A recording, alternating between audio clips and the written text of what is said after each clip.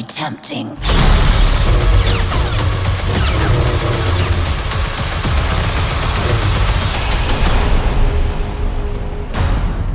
Bonjour à tous et bienvenue sur la tribune de Coruscant pour cette nouvelle vidéo d'analyse qui parlera du teaser de la saison 3 de The Bad Batch, qui sera d'ailleurs la dernière saison de cette série animée. Avant de se plonger dans l'analyse de cette bande-annonce, tout d'abord nous avons les dates de diffusion des différents épisodes de la saison qui seront au nombre de 15. Le 21 février, nous aurons droit aux 3 premiers épisodes, Confined, Paths Unknown et Shadows of Tantis. La semaine suivante, le 28 février, sortira l'épisode 4, A Different Approach. Le 6 mars sortira l'épisode 5, The Return. Le 13 mars sortiront 2 épisodes avec les épisodes 6 et 7, Infiltration et Extraction. Le 20 mars sortira l'épisode 8, Bad Territory. Le 27 mars sortira l'épisode 9, The Harbinger. Le 3 avril, nous aurons droit à 2 épisodes, à savoir l'épisode 10 et 11, Identity Crisis et Point of No Return. Le 10 avril sortira l'épisode 12, Juggernaut, un titre d'épisode dont on reparlera très certainement plus tard lors de l'analyse. Le 17 avril, nous aurons l'épisode 13, Into the Breach. L'épisode 14 sortira le 24 avril et s'intitulera Flash Strike. Et enfin, le 1er mai sortira l'épisode 15, l'épisode final, qui s'intitule The Cavalry Has Arrived. D'une manière assez similaire aux 2 précédentes saisons, nous aurons des semaines avec 2 épisodes qui seront certainement des histoires découpées en 2 parties. C'est donc un mois avant la sortie de la saison que nous est dévoilée cette bande-annonce que je vais analyser à partir de maintenant. Au début de cette bande-annonce, on découvre une scène d'action durant laquelle les clones du Bad Batch sont à bord d'un Juggernaut. Il s'agit d'un Juggernaut HCVW A9 que l'on a déjà pu voir dans Rogue One utilisé par l'Empire, mais que l'on a pu voir également dans The Bad Batch.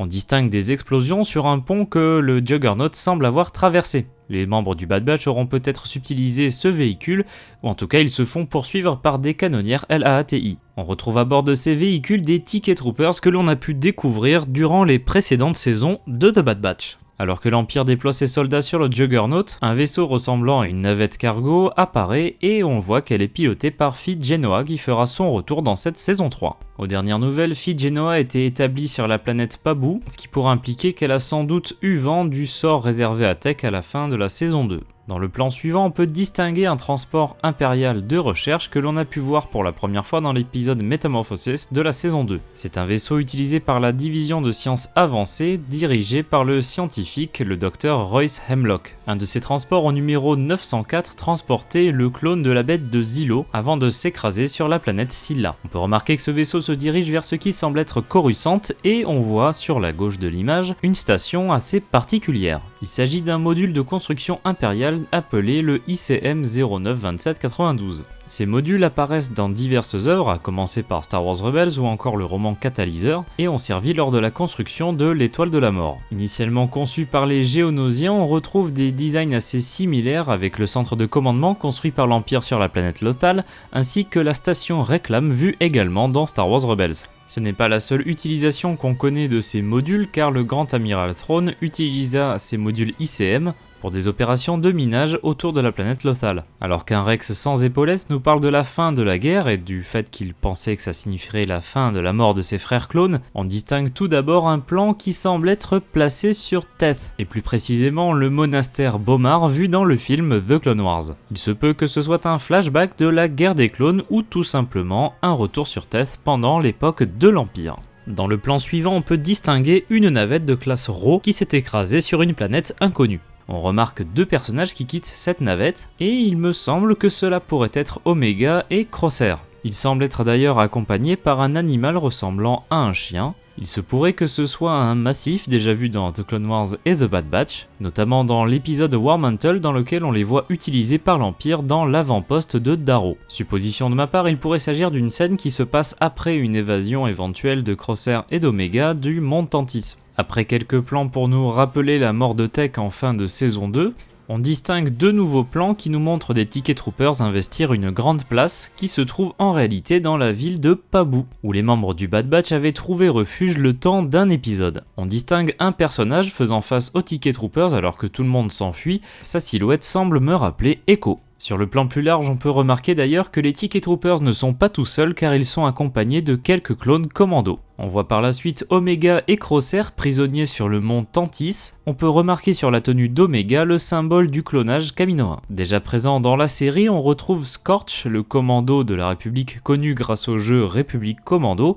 aux côtés de Hemlock. On peut apercevoir par la suite une navette poursuivie par des chasseurs V-Wing, peut-être s'agit-il de la même navette qui a été utilisée par Crosshair et Omega, et peut-être s'agit-il ainsi de leur fuite de Wayland. Par la suite, on voit l'empereur Palpatine flanqué de ses gardes impériaux, certainement lors d'une visite au mont Tantis. On remarque derrière lui Hemlock, Nalacé, ainsi que Scorch et 2 clones commando. Palpatine parle d'une chose qui serait la plus importante pour assurer la survie de l'Empire. Sans doute s'agit-il du programme de clonage de Hemlock, le clonage étant le moyen qu'utilise Palpatine pour revenir dans l'épisode 9. Sur Pabu, face au grand arbre présent dans la place, on découvre un personnage qui porte la tenue des clones assassins déjà vus dans la saison 2. Cependant, il y a quelques petites différences avec l'armure portée par exemple par Clone X, l'assassin qui apparaît dans l'épisode de Clone Conspiracy, notamment l'antenne sur le casque et l'équipement qu'il porte dans le dos. Il pourrait s'agir d'un personnage dont le nom est dévoilé par les sous-titres de la bande-annonce. Ensuite, nous voyons des Ticket Troopers montés à bord de chasseurs V-Wing, dans ce qui semble précéder la scène de la navette qui quittait Wayland. On voit clairement le mont Tantis et la navette, peut-être s'agit-il réellement de l'évasion de Crosshair et d'Omega. Dans ce qui semble être une scène se passant avant les toutes premières scènes de la bande-annonce, on voit le Juggernaut piloté par les membres du Bad Batch utiliser des missiles, exactement de la même façon que dans l'épisode 3 La Revanche des Sith pendant la bataille de Kashyyyk. Pour revenir sur cette histoire de Juggernaut, un des épisodes s'appelle Juggernaut.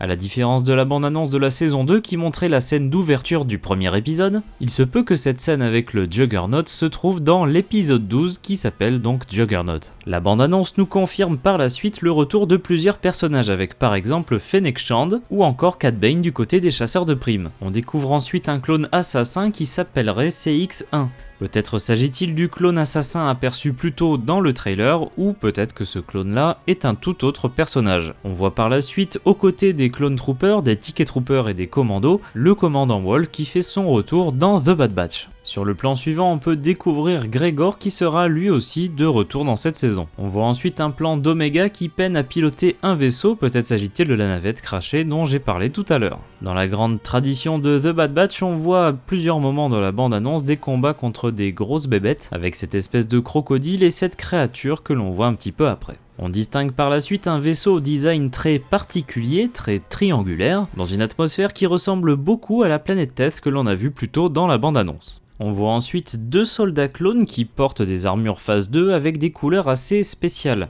Un est violet, l'autre est rouge. Peut-être s'agit-il de soldats Arc Troopers ou des soldats qui font partie du réseau souterrain de clones mené par Rex. On distingue par la suite Hunter et Wrecker sur un nouveau plan avec, à gauche, l'arme utilisée par Crosshair. Il n'apparaît pas dans le plan mais on distingue assez simplement son arme et même son attirail, ce qui indique que durant la saison, Crosshair et Omega vont sans doute rejoindre les membres du Bad Batch. Et enfin, la grande surprise de cette fin de bande-annonce, le retour d'Asajj Ventress dans la saison 3 de The Bad Batch. Plusieurs choses à préciser quant à ce personnage qui est censé être mort dans le roman Sombre Apprenti ou Dark Disciple en anglais. Le personnage porte un costume assez similaire aux épisodes annulés dans lesquels elle devait apparaître dans la saison 6 et qui ont été réadaptés sous forme de roman avec Sombre Apprenti. On remarque qu'Asajj possède un sabre laser à lame jaune, tout comme dans le roman de Christie Golden. À ceci près que le sabre est légèrement différent. En effet, initialement, le design du sabre d'Asajj Ventress qui aurait dû apparaître dans les épisodes non finis de The Clone Wars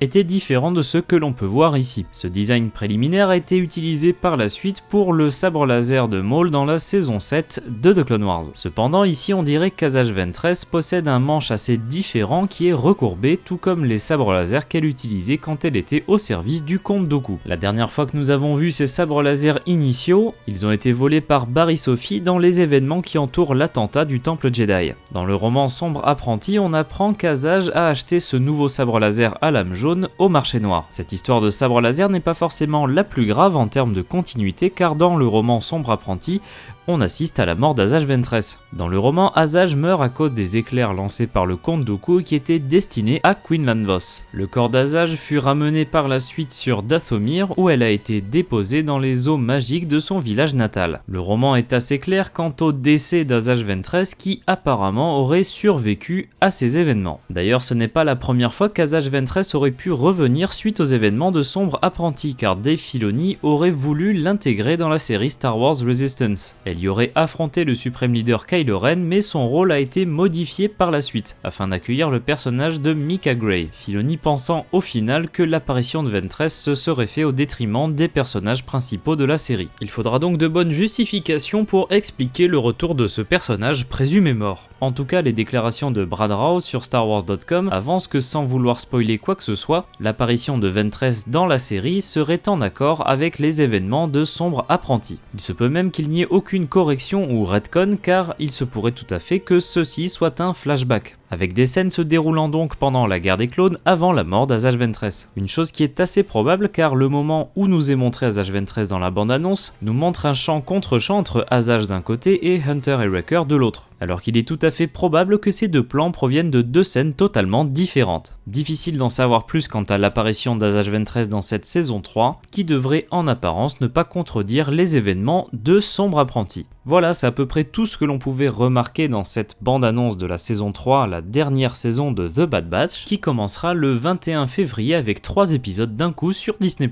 J'espère que cette vidéo d'analyse vous aura plu, si c'est le cas n'hésitez pas à laisser un like, n'hésitez pas également à vous abonner à la Tribune Coruscante pour ne pas rater nos prochaines vidéos.